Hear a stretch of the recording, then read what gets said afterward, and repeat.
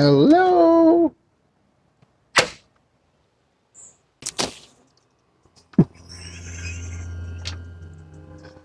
Whoa.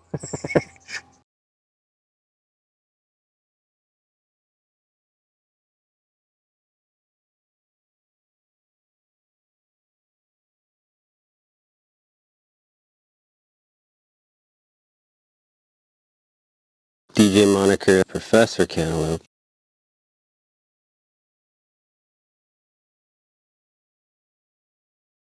How many albums do you have? Oh, a few. A few. A few rooms full.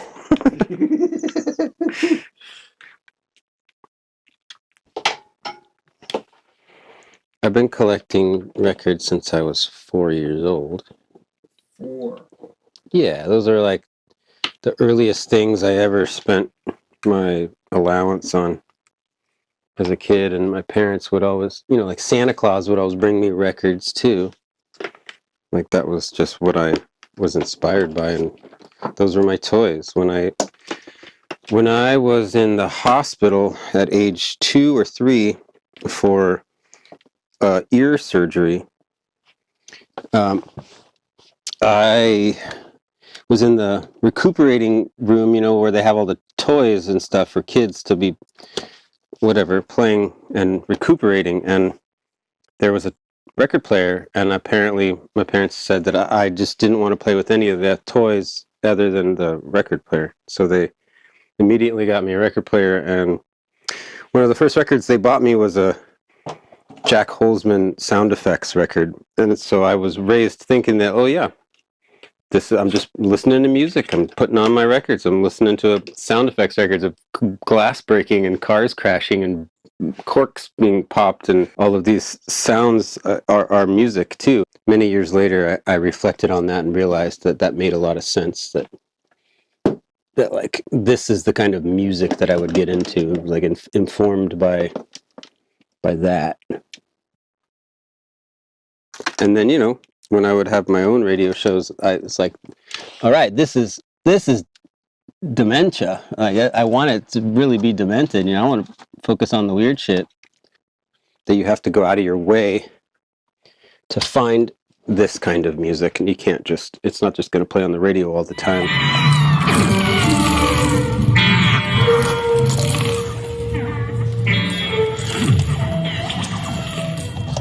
That was a very big influence on me as a child, Pee-wee's Playhouse and Dr. Demento, and these, like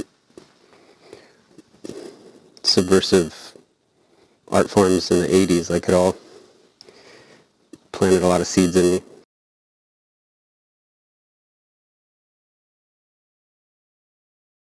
Yeah, this is also to like take up the attention when this plays. Like it's, if it's too loose, which right now the mic stand is doing a great job at it already. Like it doesn't really need the pomegranate juice jar.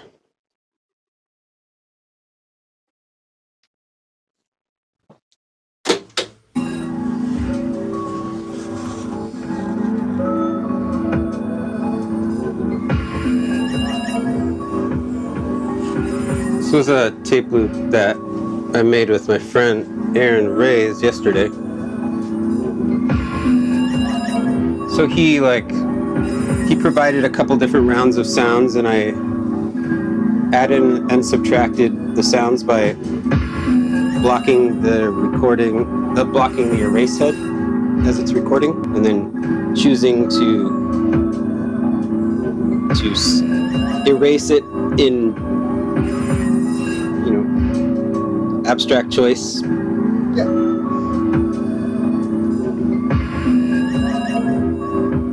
And then you had some rhythms going on, and so I just snatched a couple of those. You just bleed the tape push it onto the erase head, and it's recording. But if you're blocking the erase head while it's recording, then it's sound on sound, and you can put a silence in there and then add a new sound. It's like,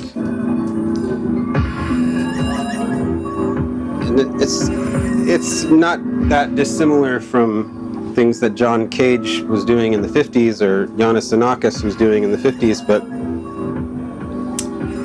that technique of doing it in real time, that's one I learned from Joseph Hammer in the 90s, and I think that what I don't know if this kind of use of it was happening in the 60s or 70s, but it feels like it could have, this technique.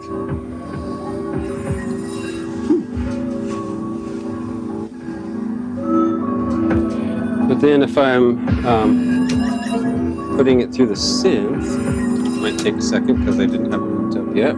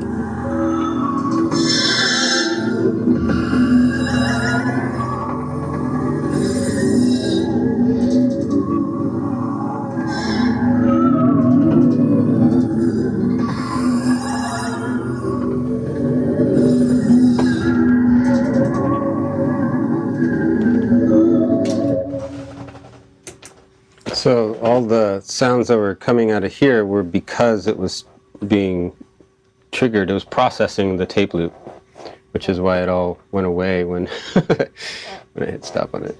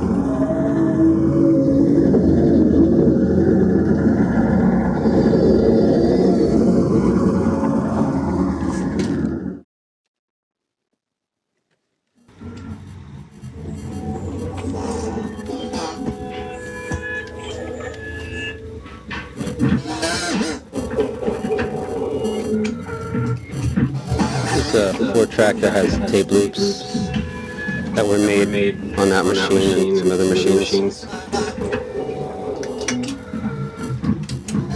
This will give us a breather while we're just talking.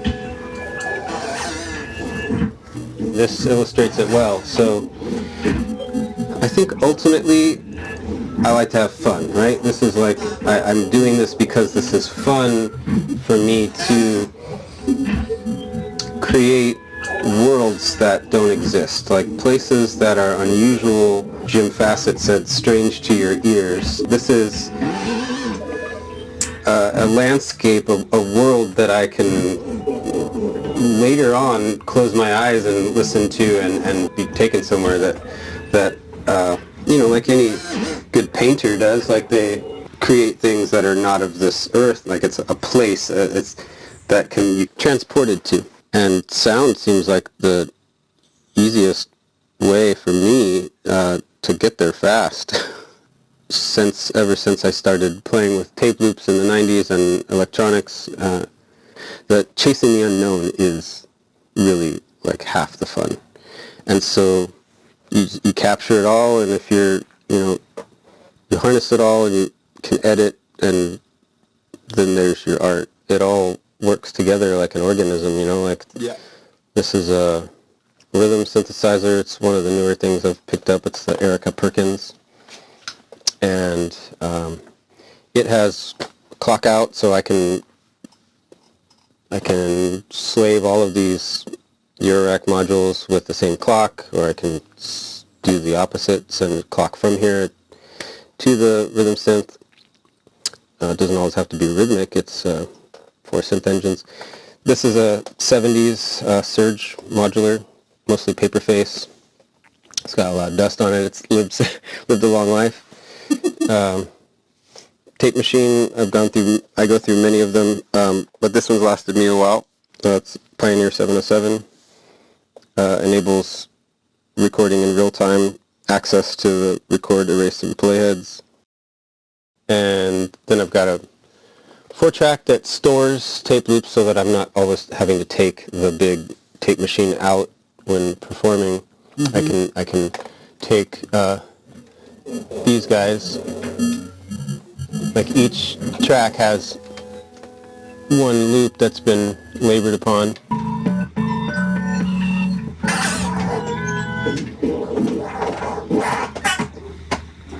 And they can all play together.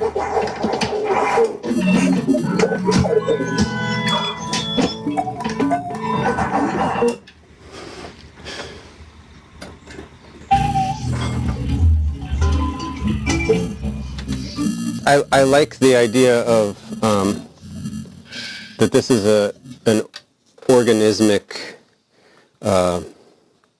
world, you know, or it's a living, breathing, cybernetic organism, and so when you ask what my favorite instrument is, it's all of them combined at the same time. It enables the sound to mutate and have relation, but coming from different sound sources and different ways to organize said sound sources.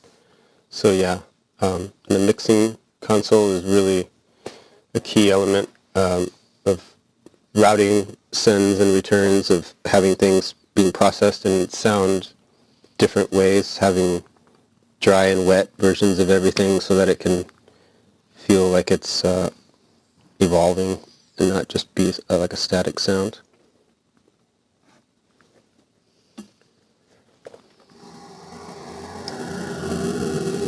And yeah, will my gear lust ever die? I don't know. Like, I'm always, looking forward to what's the next cool thing that's going to make that sound that I haven't been able to make until that day,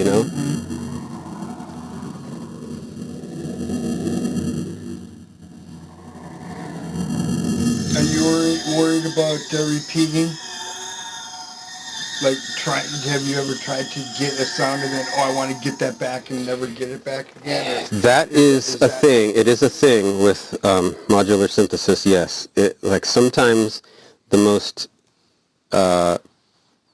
appealing sounds to get are the ones that whoa, how did that happen? Can I get it again? I don't know. It's like elusive sounds, I love chasing down a new sound that I've never been able to get before, and sometimes that is tricky if there's so many different reasons and components involved as to how something gets its aliveness. You may never breathe that electric soul again, and so you best capture it. And that's why, as I explained to you before, that I keep this recorder just on record pause mode so that in case I'm hearing something that sounds elusive or sounds challenging to ever recreate, I just hit record.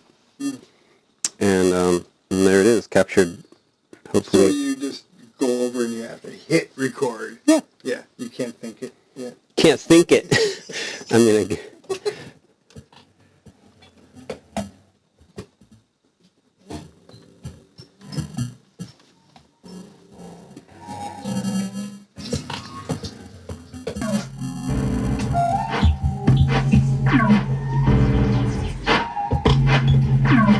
I'm liking how that, these tape loops that came from another time and place, even some of them years ago, are fitting into, each of them themselves already maybe feel foreign. Here's one tape loop.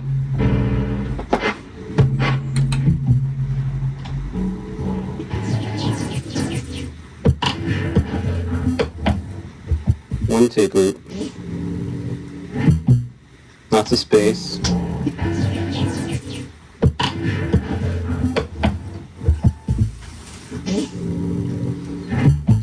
second tape loop, and then I'll hard pan them. So there's a little interactivity there. Maybe they're little creatures, you know, maybe they're having a conversation.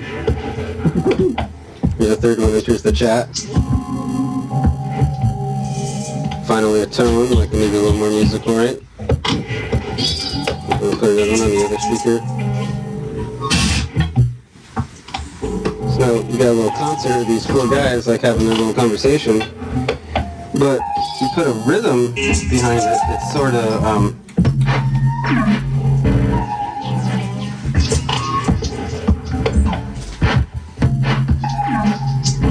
now these things that didn't feel very musical before, they're somehow attaching, right?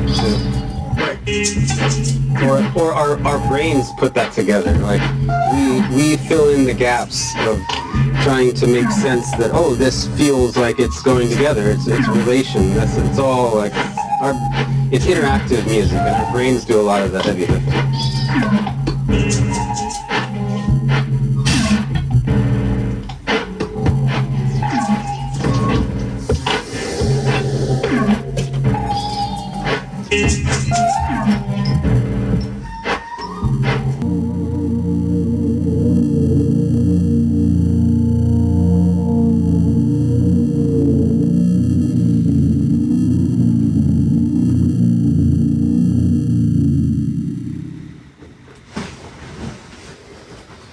I feel like that I'm just a conduit, you know, and that a lot of these things are happening in a parallel dimension, whether or not we have them happen for us. That it's like we want to hear them. I feel like it's honoring the gear, the people that engineered this stuff, the pioneers that came before us making this art, pioneering electronic music, you know, in the classical realm or the academic art music realm. So I honor those people and honor the ability to have this be my playground. It's therapy. A big helping hand and role in the community has been Dublab. Dublab started in '99. Mark Frosty McNeil and company started this internet radio station and events organizing collective, and it just took off from day one and was one of the earliest internet radio stations, and it's one of the longest running. Started doing a regular show, I believe, 20 years ago, 2005-ish.